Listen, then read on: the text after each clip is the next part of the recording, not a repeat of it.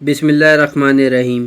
جنگیں ہتھیاروں سے نہیں، ایمان، حکمت اور قربانی سے جیتی جاتی ہیں، اور پاکستان نے ایک بار پھر یہ بات ثابت کر دی۔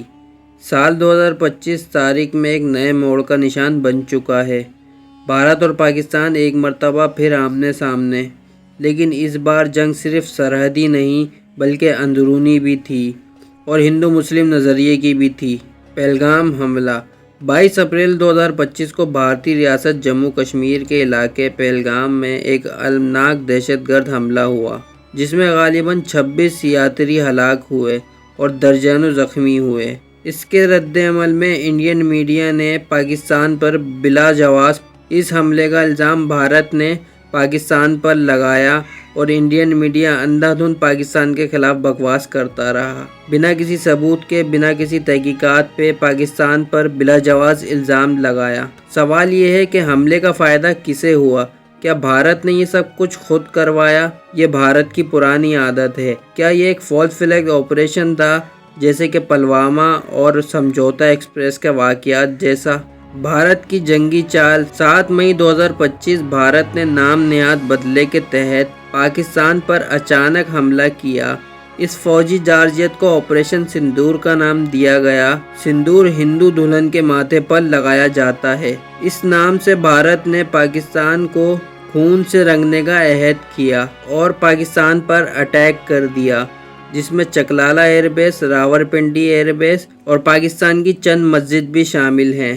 سرگودا میں ریڈار سسٹم کو نشانہ بنایا گیا۔ جیک آباد میں کنٹرول سسٹم کو تباہ کرنے کی کوشش کی، لیکن بھارت کے حملے جلد بازی میں اور غیر مؤثر ثابت ہوئے۔ صرف 3 تنصیبات کو جزوی نقصان پہنچا۔ اس کے رد عمل میں پاکستان نے آپریشن بنیان المرصوص لانچ کیا۔ پاکستان نے فقط 72 گھنٹوں میں بھرپور اور مؤثر جواب دیا۔ 10 مئی 2025 آپریشن بنیان المرصوص کا آغاز ہوا۔ بنیان المرصوص کا مطلب ہے سیسہ پلائی ہوئی دیوار، جو نہ ٹوٹتی ہے نہ جھکتی ہے۔ یہ لفظ قرآن مجید کی سورۃ الصف سے ماخوذ ہے۔ اس کا ترجمہ ہے، یعنی اللہ ان لوگوں سے محبت کرتا ہے جو اس کے راہ میں اس طرح صف باندھ کر لڑتے ہیں جیسے کہ وہ سیسہ پلائی ہوئی دیوار ہو۔ پاکستان نے بھارت کے ان اہداف کو نشانہ بنایا۔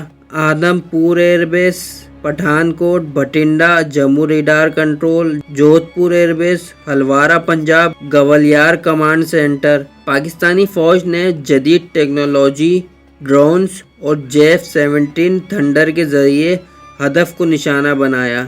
نتیجہ بھارت کے نظام کو 70% تک مفلوج کر دیا گیا۔ غیبی مدد اور اسلامی بشارتیں۔ پاکستانی فوج کے متعدد جوانوں نے گواہی دی، ہم نے رات کے وقت آسمان پر نورانی ہالے دیکھے، ہمیں خواب میں بزرگ مجاہدین کی بشارتیں سنائی دیں، اذان کی آواز کے ساتھ سکون اور جوش آ گیا۔ یہی وہ لمحہ تھا جب محسوس ہوا کہ یہ صرف جنگ نہیں، ایک روحانی معرکہ ہے۔ حدیث نبوی ہے، تم ضرور ہند پر حملہ کرو گے، وہاں کے حکمرانوں کو اللہ قید کرے گا اور وہ مجاہدین جنتی ہوں گے۔ کیا یہ غزوہ ہند کی شروعات ہے؟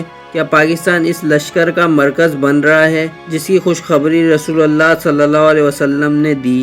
نتیجہ دشمن کی پسپائی۔ 13 مئی 2025 بھارت نے جنگ بندی کی درخواست دے دی۔ بھارتی میڈیا خاموش ہو گیا اور مودی سرکار تنقید کی زد میں آ گئی، اور پاکستان ایک بار پھر اللہ کی نصرت کا نشان بن گیا۔ پاکستان اللہ کا انعام۔ پاکستان کوئی عام ملک نہیں، یہ کلمہ طیبہ پر بنا ہوا ہے، لاکھوں قربانیوں کا نتیجہ ہے، اسلام کا قلعہ ہے، اور آخری زمانے کے جنگوں میں ایک فیصلہ کن قوت ہوگا۔ پاکستان صرف جغرافیہ نہیں، عقیدہ ہے۔